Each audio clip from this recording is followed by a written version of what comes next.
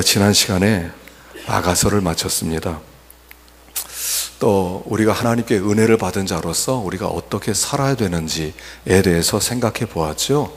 그래서 우리가 주님의 오심을 고대하면서 순결한 삶을 또 살고 그 동산 안에 거하기를 힘쓰고 또 마라나타 신앙, 주님 어서 오시옵소서 하는 재림 신앙으로 무장해야 될 것을 배웠습니다. 마치기가 조금 아쉬워서 한 번 더 우리 로마서를 통해서 아가서의 말씀을 다시 한번 되새김질 했으면 좋겠다 하는 마음으로 오늘 로마서 8장을 가지고 왔습니다. 로마서 이 8장에는 말씀이 어떻게 보면 아가서에는 이야기는 우리가 어떻게 구원을 받았는가, 하나님께서 어떤 사랑을 베풀어 주셨는가, 시골뜨기, 또 계달의 장막, 아주 못난 이런 한 처녀를 솔로몬 왕이 지나가다가 반해서 너는 참 완전하다, 내가 너를 내 신부로 삼겠다. 그래서 이 솔로몬이 술람 여인과 결혼을 하는 모습을 보았습니다. 이것이 이 로마서에서는 그것을 논리적이고 또 체계적으로 그려놓은 것을 볼 수 있지요. 그래서 로마서는 앞부분에서 1장에서 3장까지는 인간은 죄인이다, 인간은 도무지 구원받을 자는 한 사람도 없다, 그 속을 까보면 그 속에 다 온통 시커멓게 물들어서 죄로 꽉 차기 때문에 아무도 하나님 앞에 설 자가 없다, 천국 갈 자는 단 한 사람도 없다 하는 말씀이 로마서 1장에서 3장까지 나왔습니다. 그런데 4장에서 하나님께서 우리에게 은혜를 베풀어 주셨습니다. 그래서 우리의 의로는 도무지 구원받을 수 없으니까 하나님이 한 의를 만들어 놓으셨습니다. 그것은 예수 그리스도입니다. 그 예수 그리스도를 믿음으로 말미암아 구원을 받게 하셨는데, 그 믿음이라고 하는 것은 내 것이 아니다, 이 이야기가 로마서 4장 얘기였습니다. 그래서 마치 아브라함과 아브라함과 사라는 아이를 낳을 수 없을 만큼 100살이 되었고 90살이 되었습니다. 그 사라 부인은 경수가 끊어졌어요. 월경을 할 수 없는 죽은 태를 갖게 되었습니다. 그런데 하나님께서 내가 자식을 주겠다 그러면서 이삭아 생겨라, 그러니까 90세 된 할머니가 아기를 갖게 됩니다. 그래서 그 아기가 나온 것은 아브라함의 능력이 아니라 하나님의 은혜로 이삭을 얻은 것처럼 우리는 하나님을 믿을 사람이 아닙니다. 우리가 여기 앉아있지만 아직도 좀 의심스러운 분이 있을 겁니다. 정말 예수 믿으면 구원받아? 그 꼭 뻥 아니야? 거짓말 아니야? 이런 마음을 가진 분이 많이 있을 겁니다. 그 정상입니다. 그건 믿어지는 게 아닙니다. 그건 내 생각이나 내 이론으로 볼 때는 예수님이 하나님의 아들인데 나를 위해서 이 땅에 오셨다, 그가 죽으심을 믿으면 천국 간다, 이런 어떻게 보면 얼토당토한 이야기를 믿는 사람들이 이렇게 많이 있다는 것은 그 자체가 기적이라는 겁니다.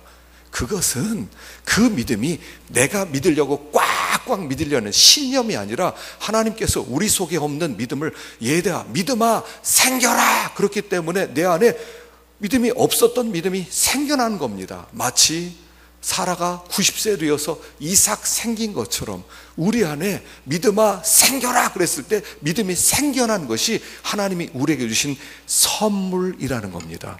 그래서 믿음으로 우리는 의롭다함을 받았고 믿음으로 구원받았다, 이 이야기가 4장 얘기였죠. 그리고 5장에 들어가서는 그 믿음으로 말미암아 우리는 하나님과 화목하게 되었다, 하나님과 화평하게 되었다, 이제는 언제든 하나님 앞에 나갈 수 있는 자가 되었다, 이런 얘기가 있고요. 6장에서는 우리가 하나님 앞에 나갈 수 있는 것은 예수 그리스도와 연합되었기 때문이다. 예수의 죽음이 나의 죽음이고 예수의 부활이 나의 죽음이고 예수와 완전히 하나 되었기 때문에 예수라고 하는 비행기를 타고 하늘을 날아가는 것처럼 우리는 하늘을 날 수 없지만 예수라고 하는 비행기를 타고 하늘을 나는 것처럼 예수 안에 들어가서 하나님 나라에 간다. 이게 6장에 나와 있고요. 7장에서는 율법이 우리를 억압하는데 예수 그리스도께서 율법을 완성했기 때문에 우리는 이제 율법으로부터 자유케 되었다, 그런 얘기가 나와 있고요. 8장에 들어가서는 그런 우리들에게 하나님의 성령을 부어주셔서 우리 안에는 하나님의 영이 와 있으니까 우리는 구원받은 사람이다. 그래서 우리가 구원받았다는 것을 계속 계속해서 강조하고 강조하다가 오늘 이렇게 선포하는 겁니다. 그런즉 이 일에 대하여 우리가 무슨 말하리요? 하나님이 우리를 위하시면 누가 우리를 대적하리요? 그래서 이것은 감탄사입니다. 그런즉 이 일에 대하여 하나님이 하신 이 구원에 대해서 우리가 무슨 거기에 토를 달겠느냐, 무슨 거기에는 그 반대가 있겠느냐. 하나님이 우리를 위하시면 누가 우리를 대적하겠느냐. 창조주 하나님이 우리에게 허락하신 이 구원을 누가 과연 토시를 달고 거기에다가 태클을 걸 수 있겠느냐. 아무도 없다라고 얘기하는 것입니다. 그런데 우리는 분명히 구원을 받았습니다. 하나님의 자녀입니다. 그런데 두 종류의 사람이 갈라지더라는 거예요. 어떤 사람은 그 구원의 감격 속에서 내가 구원받았구나, 예수의 은혜로 구원받았구나, 나는 하나님의 백성이구나, 그러면서 기뻐하고 감격하고 춤을 추고 그런 기쁨 속에서 살아가는 사람이 있는가 하면, 한쪽에서는 난 구원 못 받았을 거야, 설마 내가 구원 받았으려고, 난 시간이 좀 더 지나가 봐야 돼, 그러면서 그 구원의 확신을 누리지 못하는 두 종류의 사람이 있다 하는 것입니다. 오늘 여기 본문에서는 왜 우리가 구원의 기쁨과 감격을 누리지 못하느냐는 거예요. 그래서 여기 한 세 가지로 이 구원의 확신을 누리지 못하게는 장애물을 이해하면서 그 장애물을 뛰어넘고 하나님께서 우리의 구원하셨음을 믿고 그 감격 속에서 다시 주님을 섬기는 그런 사람이 되라 하는 그런 말씀을 하고 있는 것입니다. 31절 보십시다. 31절 시작. 그런즉 이 일에 대하여 우리가 무슨 말하리요? 만일 하나님이 우리를 위하시면 누가 우리를 대적하리요? 자기 아들을 모든 사람을 위하여 내주시니가 어찌 그 아들과 함께 모든 것을 우리에게 주시지 아니하겠느냐. 우리는요, 무엇이 그 구원의 감격을, 확신을 누리지 못하게 하느냐 하면 의심이란 말입니다. 하나님의 사랑에 대한 의심이 있어요. 하나님의 사랑에 대한 의심이 항상 들어와요. 하나님이 진짜 나 사랑하는 거 맞나? 하나님이 사랑한다고 했지만 어떤 때는 사랑하지 않는 것처럼 느낄 때가 있어요. 사람은 참 느낌을 중요하게 여겨요.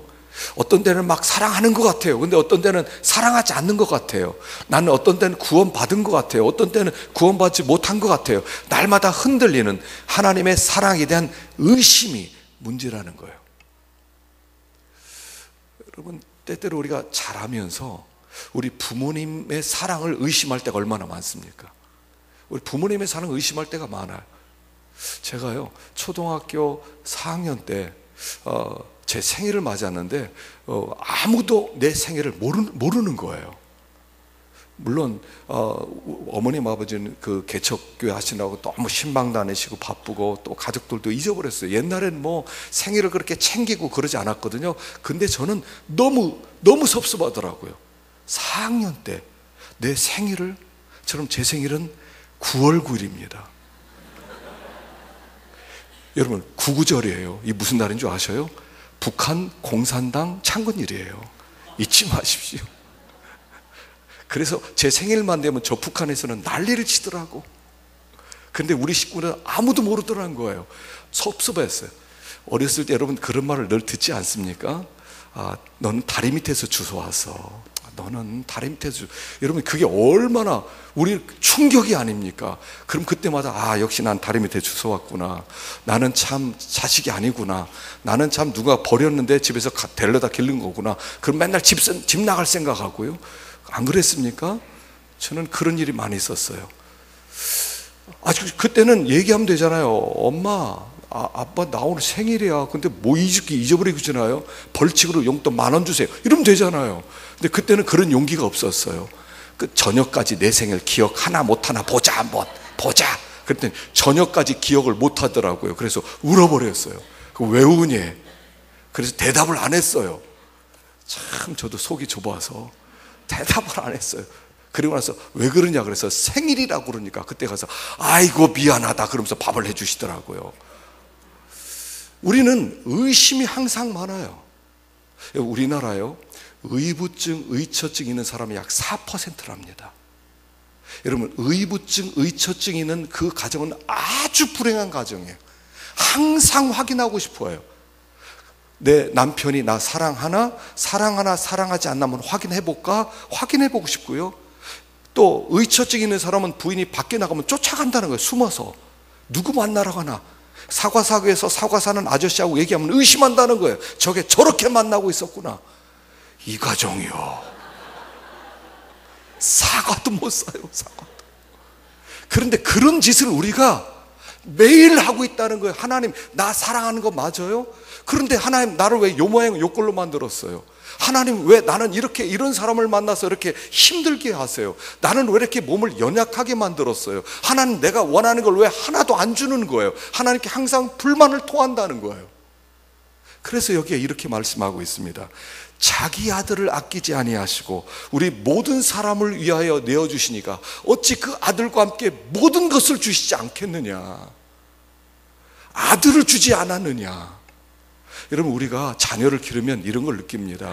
여러분, 우리 아이가 아프면 어떻습니까? 자기 자식이 아파서 막 끙끙대면은 막 열이 펄펄 끓고 먹지도 못하고 누워있으면 마음이 얼마나 아파요. 내가 대신 아파줬으면 좋겠다, 이런 마음 다 들 겁니다. 부모님, 저도 그런 마음 들더라고요. 아이가 혹시 깊은 병에 들어가서 죽어갈 때 되면 하나님 앞에서 기르키기도 하지 않습니까? 하나님, 왜 하필은 내 아이입니까? 하나님, 차라리 저를 데려가세요. 제 아이는 좀 살려주세요. 그럼 그런 기도 안 하겠습니까? 그게 부모 마음입니다. 그런데 내 자식을 죽일 만큼 사랑한다면 이 사랑은 그야말로 말할 수 없이 큰 사랑이라는 겁니다. 하나님께서 예수님을 사랑할 때 조금 사랑하셨습니까? 우리는 우리 자식을 너무 사랑하고 하나님은 예수님을 별거 사랑 안 하고 그래서 우리에게 내주신 것입니까? 하나님은 우리가 우리 자식 사랑하는 것보다 하나님과 예수님의 관계는 완전히 하나됨의 관계였어요. 우리가 우리 자식을 사랑하는 것에 1000배, 10,000배 이상 사랑했어요. 그런데 우리를 아들 만들겠다고 그 아들을 죽도록 내버려 두셨다면, 그 사랑이라면, 그 사랑은 형언할 수 없는 거예요. 아들을 아끼지 아니하시고 내어주신 이가 어찌 아들과 함께 모든 것을 주시지 않겠느냐? 하나님의 계획이 있단 말이에요. 아들을 내어주신 것은 우리가 하나님, 왜 나에게는 이렇게 좋은 건강을 주시지 않았습니까? 하나님, 왜 나에겐 좋은 집도 안 주시는 겁니까? 하나님, 왜 나에게는 돈도 좀 많이 안 주시는 겁니까? 하나님, 그런 시시한 것을 주시기 위해서 아들을 보내신 게 아니라는 거예요. 하나님의 계획은 우리가 그 최후의 심판에서부터, 영원한 사망으로부터 우리를 건지기 위해서 아들을 보내신 거란 말이에요. 우리는 작은 것 주지 않는다고 늘 의심해요. 하나님은 나 사랑하는 거 맞아요? 그럼 왜 이런 거 안 주는 거예요? 왜 나를 이렇게 만들었어요? 왜 이런 환경 주시는 거예요? 하나님의 계획은 정말로 복된 것이 무엇인가? 하나님의 계획은 정말로 좋은 것을 주시기 위해서 그 아들을 주셨단 말입니다. 작은 것 때문에 하나님의 사랑을 의심하지 말라는 거예요. 하나님이 여전히 어제와 오늘이나 영원히 여전히 사랑하십니다. 아들을 주실 정도로 사랑하신 그 사랑이 오늘도 동일하게, 그 사랑의 동일한 크기로, 동일한 깊이로, 동일한 넓이로, 동일한 길이로 우리를 사랑하신다는 거예요. 의심하다 보니까 늘 난 구원 못 받았어, 그러지 않냐는 것입니다. 두 번째, 33절입니다. 읽어보십시다. 시작. 누가 능히 하나님께서 택하신 자들 고발하리요? 의롭다 하시니는 하나님이시니 누가 정죄하리요? 죽으실 뿐 아니라 다시 살아나신 이는 그리스도 예수시니 그는 하나님 우편에 계신 자요 우리를 위하여 간구하시는 자시니라. 자, 두 번째 이 구원의 확신을 누리지 못하는 이유는 뭐예요? 정죄의식의 죄책감. 우리는요, 매일 죄를 범해요. 매일매일 죄를 범해요. 하여간 하루라도 죄 짓지 않고 사는 날이 어디 있습니까? 맨날 넘어져요. 이렇게 해서 넘어지고 저렇게 해서 넘어지고. 그러니까 두 가지가 우리를 고발합니다. 양심이 고발해요. 야, 네가 하나님의 자녀라고 웃기는 소리하고 앉아네. 야, 너 죄 지은 거 봐. 너 어제 죄졌지? 1년 전 죄졌지? 이제까지 10년 동안 죄진 거 한번 따져볼까? 너 오늘만 해도 너 죄진 거 한번 따져볼래? 양심이 우리를 고발을 하는 거예요. 그럼요, 우리는 축 들어버리는 거예요. 그래, 나 죄도 많은데 뭐 내가 구원받았어. 구원받으려면 참 의롭게 살아야지. 또 아무개는 정말 의롭게 살고 정말 멋지게 살고. 그런데 나는 그렇게 안 돼. 난 구원 못 받았어. 그냥 내 양심이 스스로 나를 고발해버리는 거예요. 너는 구원 못 받았어. 또 하나, 마귀가 우리를 참소해요. 마귀는요, 밤낮 참소해요. 밤낮으로 참소하는 거예요. 우리에게는 하나의 이명증이 있어요. 계속 뭐라 그래, 마귀는. 너 하나님 자녀 아니야. 하나님 너 사랑하지 않아. 야, 너 하는 짓거리를 봐라. 네가 무슨 하나님의 자녀냐. 야야, 예수 망신 다 네가 시킨다. 야, 너 어디 가서 예수 믿는다고 말도 하지 마. 너는 구원 못 받았어. 너는 절대로 구원 못 받아. 이게 끊임없이 들려요. 밤낮으로. 여러분, 그렇지 않아요? 밤낮으로 들려요. 누우려고 그러면 하여간 잠 계속 귓가에 들리는 소리. 너 오늘 어떻게 살았어? 하나님의 자녀답게 살았어? 너 오늘 기도했어? 너 오늘 성경 좀 봤어? 뭐 전도 좀 했냐? 너 좀 희생 좀 했어? 뭐 섬겼어? 뭐 한 게 뭐 있어? 아무것도 없잖아. 네가 무슨 구원 받았어? 이게 우리의 구원을 흔들어 버린단 말입니다. 그런데 여기 주님이 뭐라고 하세요? 누가 능히 하나님의 택하신 자들을 고발하리요? 의롭다 하시는 하나님이시니 누가 정죄하리요? 죽으실 뿐 아니라 다시 살아나신 이는 그리스도 예수시니 그는 하나님의 보좌 우편에 계신 자요, 우리를 위하여 간구하시는 자시니라. 무슨 얘기예요? 구원의 근거가 너에게 있는 게 아니라는 거예요. 너 잘나서 구원한 게 아니라는 거예요. 잘난 사람이 구원받는 게 아니라님이 거예요. 예수님이 이 땅에 오신 것은 내가 건강한 자를 구원하러 온 것이 아니라 병든 자를 구원하기 위해서 왔다. 나는 의인을 구원하러 온 것이 아니라 나는 죄인을 구원하러 왔다. 의인은 구원받을 필요가 없잖아요. 죄인이니까 주님이 오셨단 말입니다. 구원의 근거는 내가 아니라 예수님이라는 거예요. 첫째는 그분의 죽으심이에요. 그분이 나를 대신해서 죽으셨어요. 자, 여기 고린도후서 5장 21절 읽어봅시다. 시작. 하나님이 죄를 알지도 못하신 이를 우리를 대신하여 죄로 삼으신 것은 우리로 하여금 그 안에서 하나님의 의가 되게 하려 하심이라. 죄를 알지 못하는 예수님을 우리를 대신하여 죄로 삼으신 것은, 예수님이 나를 대신해서 죄가 되어서 하나님의 심판을 받아서 죽으셨다는 거예요. 그게 구원의 근거라는 거예요. 내 죄가, 나의 못난 것이 구원의 증거가 아니라 예수 그리스도의 죽으심이 구원의 증거라는 거예요. 내 죄는 죽어야 되는 거예요. 모든 죄는 멸망입니다. 모든 죄는 지옥입니다. 이유 없습니다. 죄는 다 지옥 갈 만한 죄입니다. 그런데 예수님이 나를 대신해서 죽으셨어요. 사도신경에는요, 우리나라 말에 없는 게 참 안타까워요. 그가 죽으셨다가 지옥에 내려가셔서 다시 살아나셨어요. 지옥에 내려갔다는 말이 우리나라 말에는 빠져버렸어요. 전 세계 어느 나라든 이게 빠진 나라가 없어요. 근데 우리나라만 빠졌어요.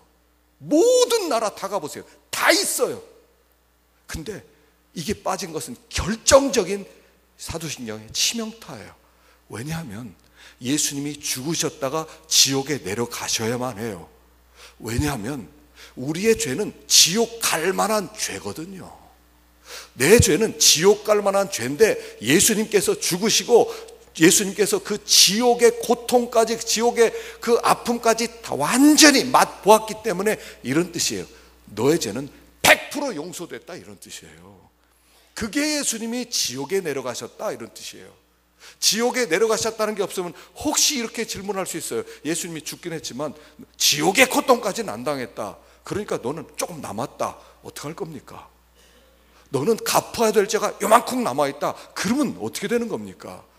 주님의 구원이 완전해지지 않는 거거든요. 예수의 죽으심, 예수님께서 십자가에서 지옥의 고통까지 맛보심, 이것은 너의 모든 죄가 이론도 남김없이 완전히 다 결산되었다, 이런 뜻입니다.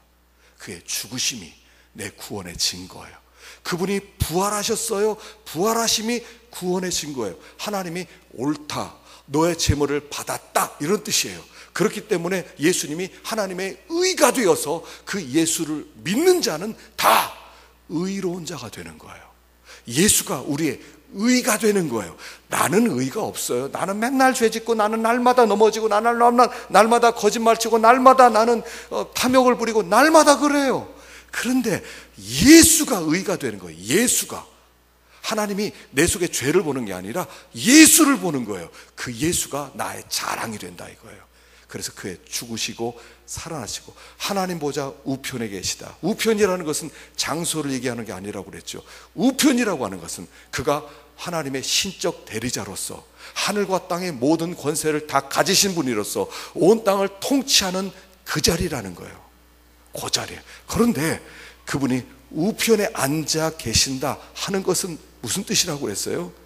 내가 예수와 연합됐기 때문에 예수가 하나님 보좌 우편에 앉아 계신 것은 내가 앉아 있는 것과 똑같다, 이런 뜻이에요. 그분이 하나님 보좌 우편에 계시다는 것은 내가 하나님 보좌 우편에 앉아 있는 것과 똑같다.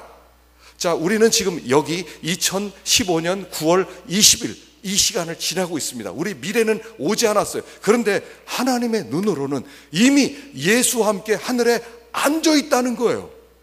여러분, 이거 이해 가세요? 기독교는 이런 겁니다. 우리는 시간을 지나가지만 시간을 뛰어넘는 존재예요. 우리는 아직 내일이 오지 않았어요. 우리 죽을 날이 오지 않았어요. 그런데 하나님 눈에는 예수와 함께 우리가 이미 하나님 보좌 우편에 앉아 있는 거예요. 얼마 전에 인터스텔라라는 영화가 있었어요. 아주 참 신기한 영화였죠. 과거, 현재, 미래가 한 시대 속에 있는 거예요. 과거, 현재, 미래가 한 사건 속에 존재하는 거예요. 이게 기독교의 사실은요. 미래는 오지 않았어요. 그러니까 미래는 가봐야 아는 게 아니에요. 예수 안에 있는 우리의 미래는 지금 어떻게 있어요? 하나님 보좌 우편에 있어요. 계시록에서는 주님의 보좌 좌우편에 24장로의 보좌가 있는데 그 보좌 앞에 우리가 금면류관 쓰고 앉아 있어요. 나는 지금 여기 있는데, 이 강단에 서 있는데, 2015년 여기 이 월평동에 있는데 하나님 눈에는 이미 나는 하늘 보좌에 거기서 면류관을 하나님께 드리면서 하나님을 찬양하는 그 영광스러운 무리 속에 내가 거기 있다는 얘기예요. 성경은 미래를 과거로 만드는 거예요. 이게 구원의 확신이에요. 구원의 확신은 신념을 가져라, 너 확실히 구원받는다, 그날 올 거야, 이런 게 아니에요. 이미 미래가 과거가 돼버린 거예요. 이게 구원이라고요. 미래는 일어나지 않았어요. 그러나 미래가 보여지고 있어요. 우리는 이미 하나님 보좌 우편에서 하나님을 찬양하고 있어요. 그런데 지금 나는 여기를 지나가고 있어요. 그게 구원의 증거라는 거예요. 구원의 증거는 내가 아니에요. 여러분, 자꾸 자기를 바라보면 바라볼수록 절망적이에요. 여러분, 그렇지 않습니까? 내가 어떤 존재예요? 저는 저를 바라보면 그냥 그날은 아무것도 하기가 싫어요. 난 이렇게 무력해, 이렇게 부족해, 이렇게 냄새나고 이렇게 위선적이야. 나는 정말 아무것도 아니야. 나 이렇게 살아서, 목사인 저도요, 나 구원받은 거 맞을까? 우리 성도들 다 예수 믿고 천국 가는데 나 혼자 지옥 떨어지는 거 아닐까? 스스로 이런 자격지심에 빠질 때가 한두 번이 아니에요. 근데 주님이 구원의 근거는 너에게 있는 게 아니야. 예수 그리스도에 있어. 그가 죽으시고 그가 부활하시고 하나님 보좌 우편에 계신 것이 너의 구원의 근거인 거야. 정죄의식에 빠지지 마. 그래서 항상 우리는 입에 달고 다녀요. 사탄아 물러가라. 사탄아 물러가라. 사탄이 뭐라고 참소하더라고요. 우리 하나님의 은혜는 변함이 없어요. 우리 하나님의 사랑은 변함이 없다는 거예요. 그래서 정죄의식도요, 우리의 구원을 흔들지 못한다는 것입니다. 자, 35절 세 번째 읽어보십시다. 시작. 누가 우리를 그리스도의 사랑에서 끊으리요? 환난이나 곤고나 박해나 기근이나 적신이나 위험이나 칼이랴. 기록된 바 우리가 종일 주를 위하여 죽임을 당하게 되며 도살당할 양같이 여김을 받았나이다 함과 같으니라. 그러나 이 모든 일에 우리를 사랑하시는 이로 말미암아 우리가 넉넉히 이기느니라. 내가 확신하노니 사망이나 생명이나 천사들이나 권세자들이나 현재일이나 장래일이나 능력이나 높음이나 깊음이나 다른 어떤 피조물이라도 우리를 우리 주 그리스도 예수 안에 있는 하나님의 사랑에서 끊을 수 없으리라. 세 번째 장애물이 있어요. 시험이 올 때예요. 7가지 시험이 옵니다. 환난, 권고, 박해, 기근, 적신, 위험, 칼. 자, 환난이 무엇입니까? 도리깨질을 한다는 뜻이에요. 도리깨질을. 지금은 탈곡을 그렇게 하지 않지만 그냥 예전에는 그 이삭을 추수한 다음에 펴놓고 그 위에서 그냥 우통 벗고 그냥 계속 도리깨질을 하는 겁니다. 그러면 곡식의 껍질이 벗겨지는 거예요. 그러니까 강력한 그런 어려움이 있다는 것을 얘기하는 거예요. 그게 환난과 권고. 권고는 좁은 공간이란 뜻이에요. 정신적으로 심리적으로 몰아넣어가는 거예요. 그래서 나로 하여금 정신적으로 옴싹달싹하지 못하는 그런 심리적인 어려움, 이게 권고예요. 박해는 노골적으로 어려움을 주는 거죠. 기근 배고픔이에요.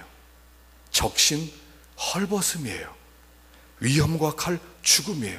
이런 것들이 우리 앞길을 가로막으면서 하나님, 네가 이것을 견뎌내봐. 이 환난 권고하면 견뎌내봐. 너 이 배고픔 견뎌낼 수 있어? 이 핍박 견딜 수 있어? 이런 순교하는 자리 견뎌낼 수 있어? 못 견디면 넌 구원 못 받은 거야. 그런 위기들이 우리에게 찾아올 때,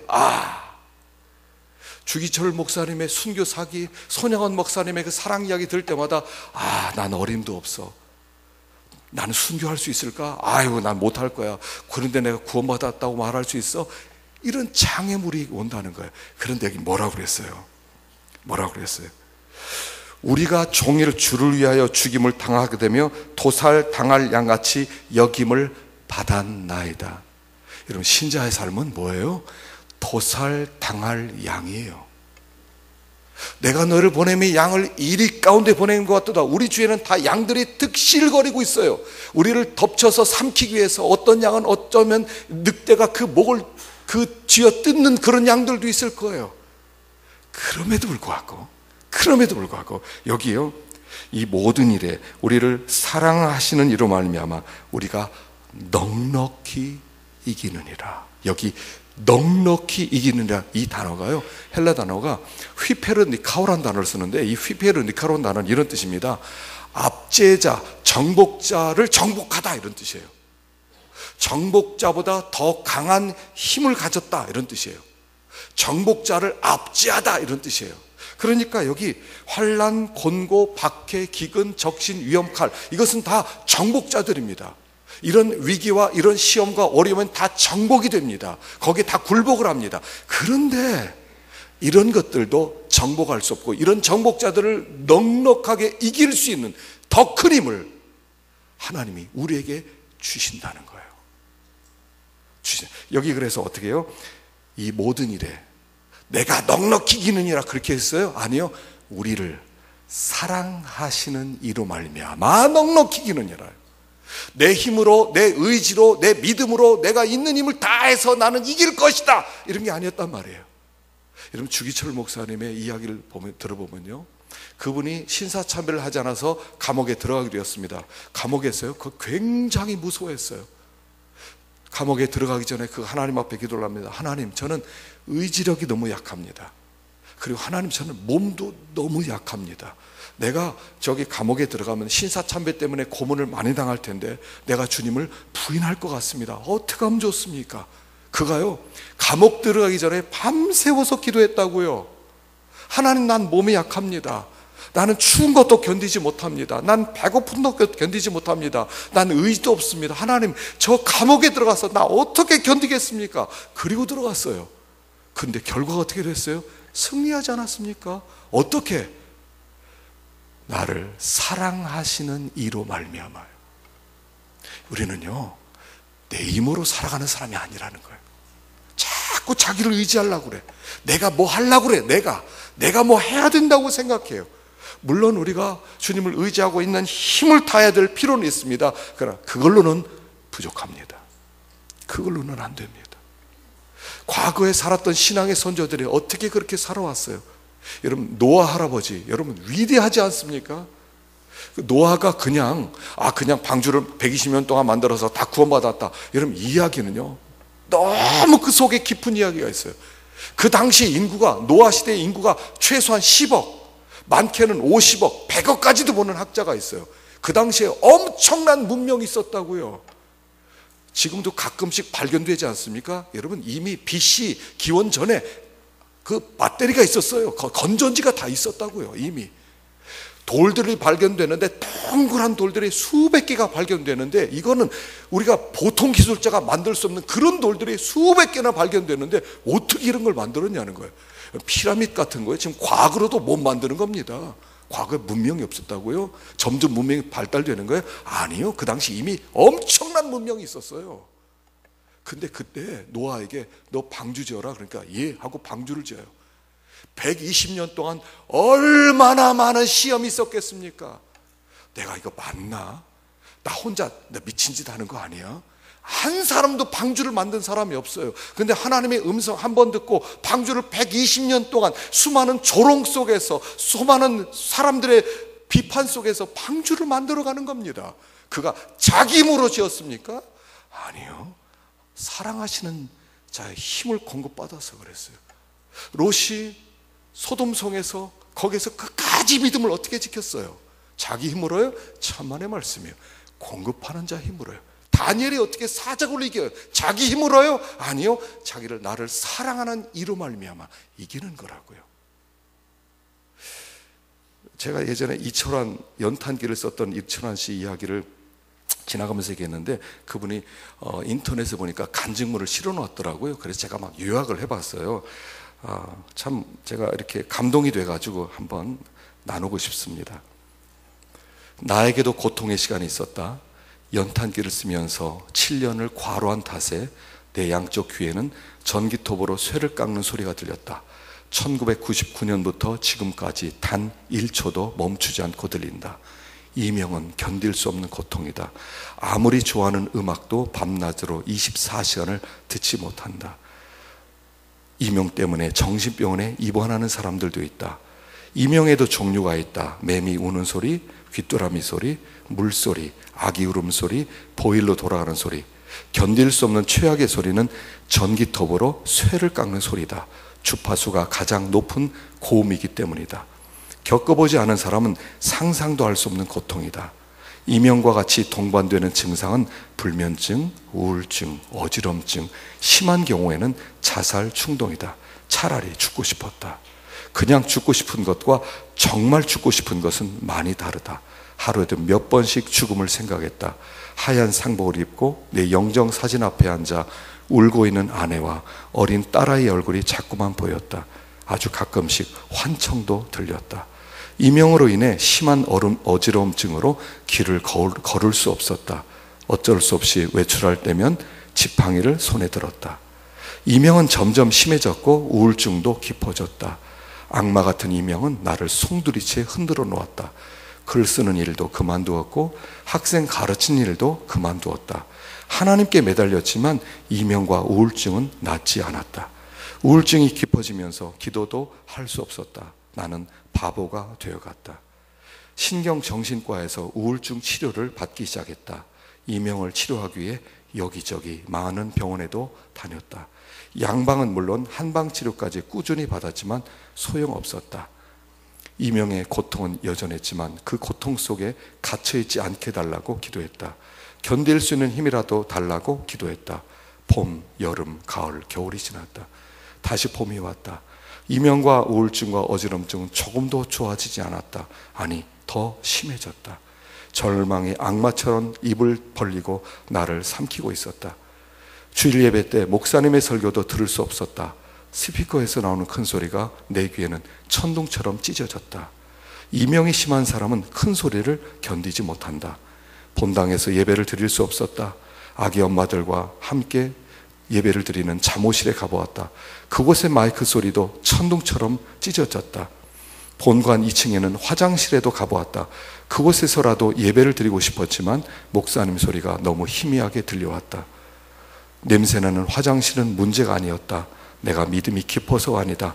화장실에서라도 예배를 드리는 모습을 하나님께 보여드리고 싶었다. 그렇게라도 하나님께 매달리고 싶었다. 예배당 창문 옆에 바짝 붙어서 목사님 말씀에 귀를 기울였다. 비가 오면 우산을 썼고 눈이 오면 눈을 맞았다. 1년이 넘도록 예배당 창가에서 예배를 드렸다. 그러나 이명과 우울증과 어지럼증은 좋아지지 않았다. 스스로 목숨을 끊는 사람들에게 사람들은 죽을 용기로 살지라고 말한다. 앞뒤가 맞지 않는 말이다. 가보지 않은 길은 아무도 모른다. 정상적인 사람들이 충동적 자살을 하는 경우는 거의 없다. 자살의 전 단계는 거의가 깊은 우울증이다. 우울증에 빠진 사람에게는 용기가 없다. 용기가 있어서 죽는 게 아니라 용기가 없어서 죽는 것이다. 딸아이가 힘내라고 쏜 편지를 어두운 방 벽에 붙여놓았다. 사랑하는 아빠에게, 아빠 아프지 마. 맨날 방 안에만 누워있지 말고 귓소리 괜찮아질 거야. 내가 하나님께 기도하고 있으니까 아빠 빨리 일어나서 소풍 가자. 아빠 힘내.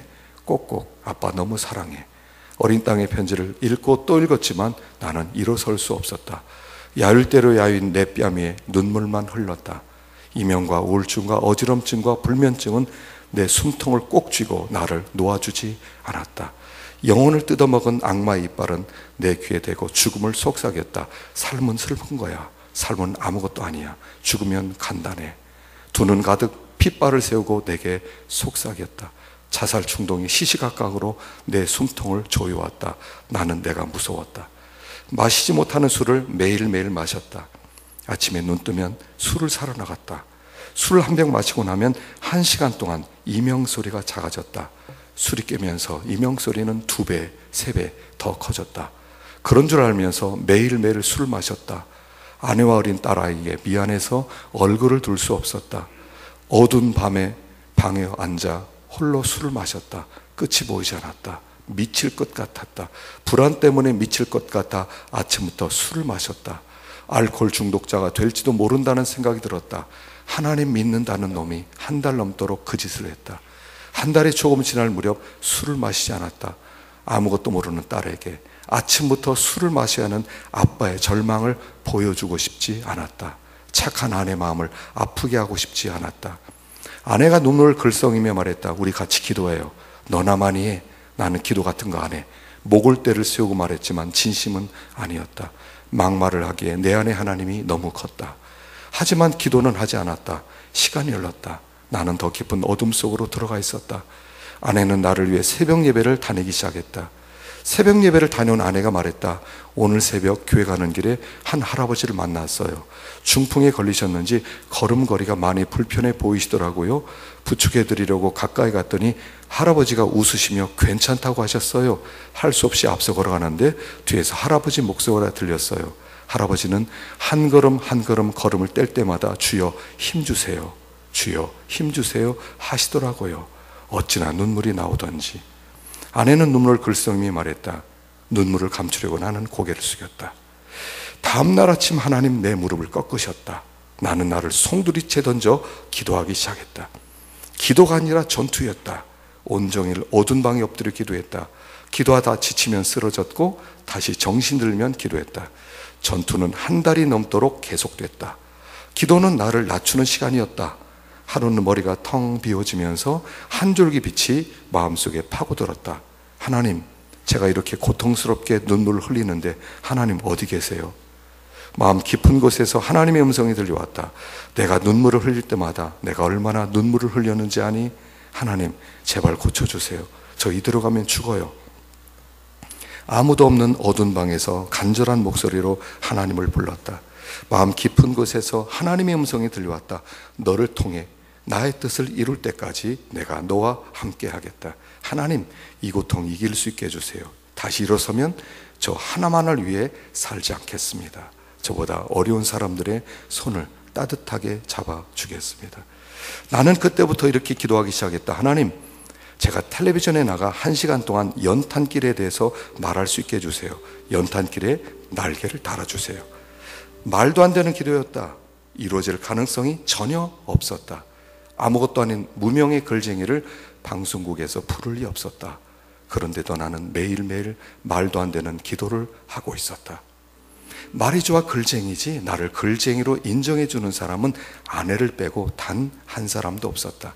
그 후로 나는 기나긴 어둠의 터널을 한 걸음씩 빠져나올 수 있었다. 어두운 그림자가 더 이상 무섭지 않았다. 그림자가 있다는 것은 가까운 곳에 빛이 있기 때문이라고 믿었다. 두려움을 벗어버렸을 때 용기가 열리기 시작했다. 그 사이 겨울이 지나고 봄이 지났다. 뜨거운 여름에도 나는 기도의 끈을 놓지 않았다. 기도는 지평선을 넘어가고 있었다. 가을 끝자락 아침부터 전화벨이 울렸다. 안녕하세요. KBS 방송국 표만석 PD입니다. 이철환 선생님을 TV 책임하라다 초대하고 싶어서 전화드렸습니다. 방송에서 나오셔서 연탄길 말씀해 주세요. 방송 시간은 1시간입니다. 소름이 돋았다. 일어날 수 없는 일이 일어나고 있었다. 전화를 끊고 잠시 눈을 감았다. 하나님 감사합니다. 나는 화살처럼 떨어지는 눈물을 닦았다. 다음날 나는 KBS 방송국으로 갔다. 그곳에서 한 분을 소개받았다. TV 책을 말하다 책임 프로듀서였다. 그분은 나를 반갑게 맞아주셨다. 그는 사무실 한쪽에 있는 책꽂이를 가리키며 말했다. 연탄길은 우리가 연말의 특집으로 방송하려고 지난 7월부터 준비해 두었던 책입니다. 7월은 내가 연탄길을 위해 가장 치열하게 기도했던 시간이었다. 내가 쓰러져 기도했던 그해 7월, 하나님은 TV 책을 말하다 책임 프로듀서 책꽂이에 연탄길을 꽂아 놓으셨던 것이다. TV 책을 말하다에서 연탄길 편이 방송되었다. 독자의 반응은 뜨거웠다. 주문이 너무 많아 품절됐다. 교양 프로그램으로 자리를 잡은 TV 방송 힘이었다. 하지만 그게 전부는 아니었다. 방송에서 1시간 이야기한다고 베스트셀러가 되는 것은 아니다. 일시적으로 주목받는 책도 있지만 대부분 책은 시간을 견디지 못한다. 경력이 20년 넘은 한 출판 관계자의 말에 의하면 아주 특별한 경우를 제외하고 방송에서 1시간 이야기에도 많이 나가야 10만 부라고 했다. 그것도 몇몇 책들만. 연탄길은 420만 부가 나갔다. 방송의 힘만으로 설명하기에는 너무 많은 판매 부수다. 방송의 힘은 인정하지만 연탄길은 처음부터 끝까지 하나님의 시나리오였다. 내 양쪽 귀의 이명은 여전하다. 그러나 충분히 견딘다. 어지럼증도 없어졌고 지팡이도 필요 없다. 우울증과 불면증도 없어졌고 3년 동안 먹었던 우울증 약도 먹지 않는다. 이명을 고쳐달라는 나의 기도를 하나님은 아직 들어주지 않으셨다. 그럼에도 나에게 가장 좋은 것을 주신 하나님을 나는 믿는다. 어떻게 이겨나가요? 어떻게 이겨나가요? 하나님이 내가 기도하면 다 들어주세요? 그대로 해주세요? 아니요. 아니에요. 그러나 하나님은 나를 향한 더 좋은 계획이 있어요. 어떻게 이겨나가요? 구원받은 것이 우리에게 무슨 힘이에요? 한 가지예요. 나를 사랑하시는 자로 말미암아 내가 이기느니라요. 내 의지로, 내 힘으로, 내 지혜로, 내 노력으로 이기는 게 아니에요. 나를 사랑하시는 자로 말미암아요. 그분을 붙들자는 거예요.